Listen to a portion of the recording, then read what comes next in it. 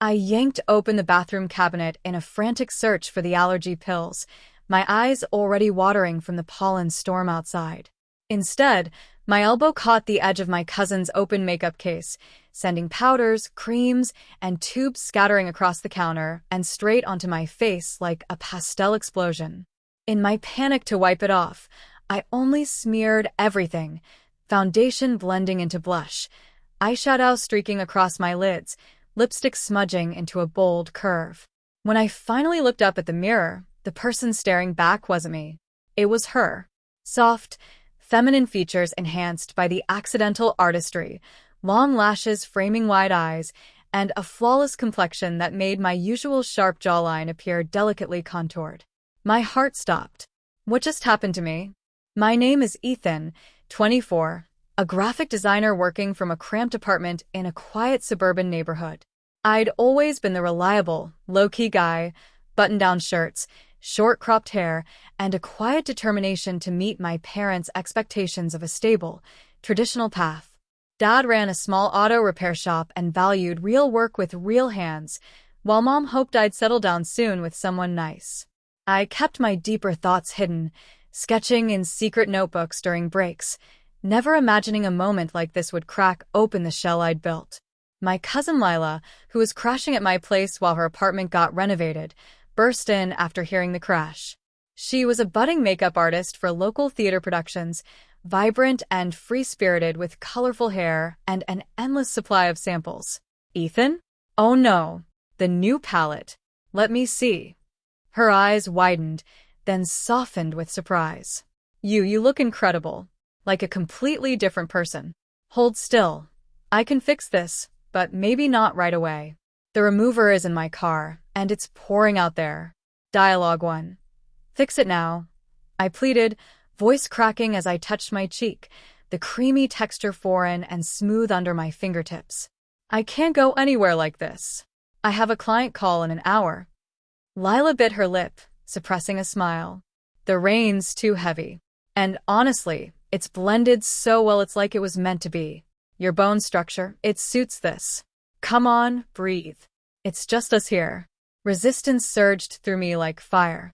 I scrubbed at my face with a towel, but it only set the colors deeper, the pigments designed for long were mocking my efforts. Embarrassment flooded my cheeks, hidden beneath the flawless face. Yet as I stood there, towel in hand, a flicker of curiosity stirred. The reflection showed softer eyes, fuller lips, and an elegance I'd never associated with myself. What if I just waited it out? Lila returned with supplies, but suggested trying a full look to balance it out for practice. It'll help me prep for the community theater audition tomorrow. You can be my model. No one will know. Against my better judgment, curiosity won over fear. She worked methodically, blending the accidental mess into a cohesive style, smoky neutral eyeshadow that made my gaze striking, defined brows, and a matte rose lipstick that felt velvety on my mouth. She brushed my slightly overgrown hair into gentle waves with a quick styling spray, adding a subtle clip for volume. There. You could pass for my sister. The sensory details enveloped me, the faint powdery scent of the makeup, the cool weight of the hair clip, the way my face felt both masked and revealed. This is insane, I muttered, turning my head to watch the light catch the highlighter on my cheekbones. My posture shifted instinctively, shoulders relaxing as I practiced a small smile. Dialogue 2. I feel exposed. What if someone drops by? No one's coming, Lila reassured. And you look beautiful, Ethan. Not in a weird way, in a real one. How does it make you feel, deep down? Vulnerable. Scared. But lighter somehow. That admission hung between us, heavy with unspoken years of quiet dissatisfaction. The rain trapped us inside, turning the afternoon into an unexpected haven. Lila pulled out clothes from her suitcase for authenticity, a simple knee-length wrap dress in soft navy fabric that draped elegantly over my frame, cinching at the waist with a tie belt and comfortable flats. The dress's material flowed with a gentle swish as I moved, hugging my body in unfamiliar but not unpleasant ways. I paced the living room, the hem brushing my knees, body language adjusting to smaller, more deliberate steps. I can't believe I'm doing this, I said, tugging at the belt. Dialogue 3. Lila watched from the couch. You're doing great. Most guys would have run by now. This accident might be a gift. You've always been the one carrying everyone's expectations. When's the last time you tried something for you? My parents would lose it, I replied, sinking onto the armchair. The dress pulled softly around me. Dad especially. Be a man, he'd say. The misunderstanding escalated when my best friend, Sam, texted about dropping off a project file. He let himself in with his spare key before I could change. His jaw dropped in the doorway, the scent of wet rain clinging to his jacket. Ethan? Wait, is that you? What the? I froze, face heating under the makeup. Makeup accident. Lila's stuff everywhere. Don't laugh. Sam blinked, then chuckled softly, setting his bag down. I'm not laughing. You look put together. Like her, whoever she is. Seriously, dude, it's kind of amazing. Dialogue 4. We talked over coffee, the steam rising between us. Sam, ever the pragmatic engineer, listened as I explained the spill. It's forcing me to see myself differently, I confessed. All these years hiding behind deadlines and Dad's approval. This feels scary but true. Life's full of accidents that turn into directions, he said thoughtfully. If it helps, I support it. Just be safe with the family stuff. That evening, with the makeup still intact, Lila explained the long-wear formula made removal tricky without proper tools. Complications arose. Mom called for our weekly check-in. I angled the phone carefully, the dress hidden below frame, but my made-up face filled the screen. Sweetheart, you look radiant. Did you get a facial or something? Your skin is glowing. I swallowed. Something like that, Mom. Experiment. Dialogue 5. Dad leaned into view. Experiment? As long as it's not distracting from work. You coming to the shop this weekend to help with inventory? The pressure weighed on me, but the reflection in my phone screen showed a version of myself that felt curiously aligned.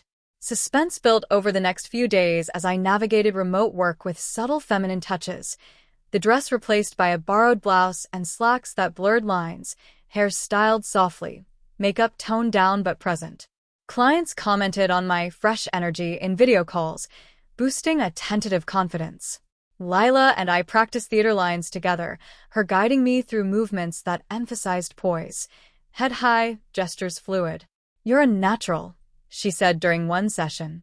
The accident unlocked something. Dialogue 6. Or exposed it. I replied, practicing a turn in the living room. The blouse's soft collar brushed my neck, a constant reminder. I'm terrified of liking it too much. Of disappointing everyone. You're not disappointing me, Lila said warmly. This is growth. Friendship with Sam deepened through evening walks where I ventured out in low-key outfits, a sweater and skirt combo under a long coat for cover. The cool evening air carried the scent of blooming jasmine as we strolled the neighborhood paths. People are glancing but smiling, he observed. How's the self-perception shifting? From embarrassment to wonder. I admitted, my steps lighter in the flats. I feel seen in a new way. Dialogue 7. The major plot twist hit during Lila's community theater audition day. I'd agreed to help backstage, still unable to fully remove the stubborn makeup, without specialized cleanser she'd ordered. Dressed in a modest teal blouse with delicate embroidery, a flowing midi skirt that whispered with movement, and hair in loose waves secured by a simple headband, I blended into the cast. The director, overwhelmed, mistook me for a last-minute female auditionee. You. Perfect timing. Read for the lead role.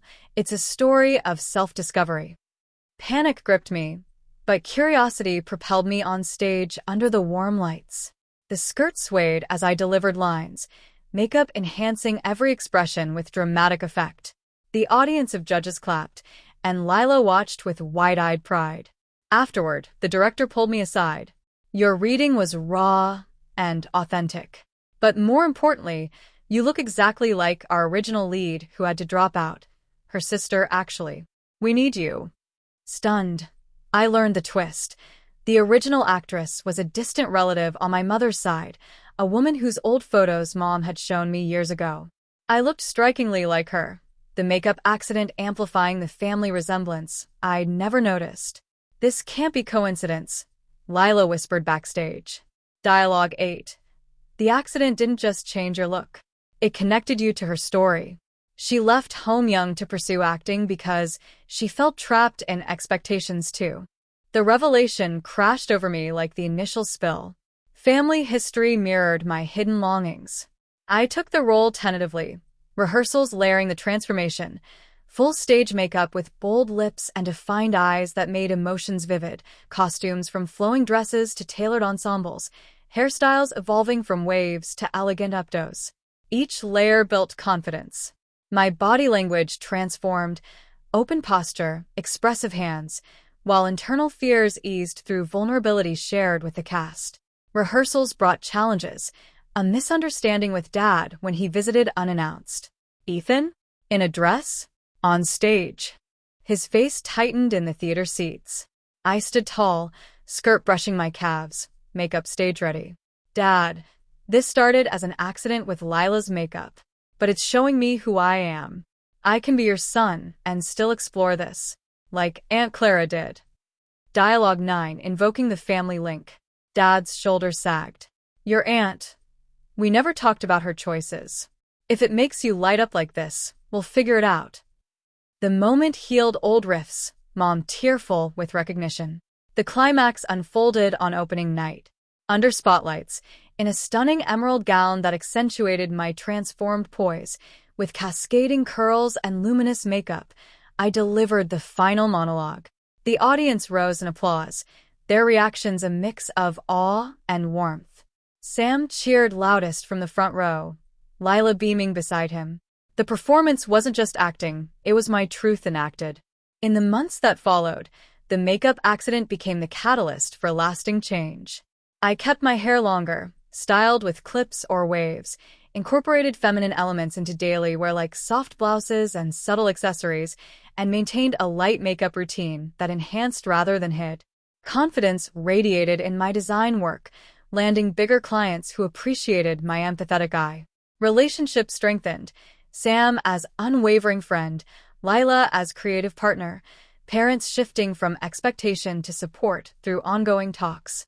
Standing backstage after the final show, gown shimmering under dim lights, I touched the rose on my cheek. The person in the mirror was me, fully, beautifully integrated. The accident hadn't left me looking like her by chance. It revealed I carried her spirit all along. Life now brimmed with color and authenticity, free from the narrow path I'd walked. Friendships felt deeper, self-perception kinder, and my outlook vibrant with possibility. What began in panic ended in profound gratitude, proving that sometimes a messy spill paints the clearest picture of who we truly are. As the curtain fell, I smiled, stepping into a future written in my own hues.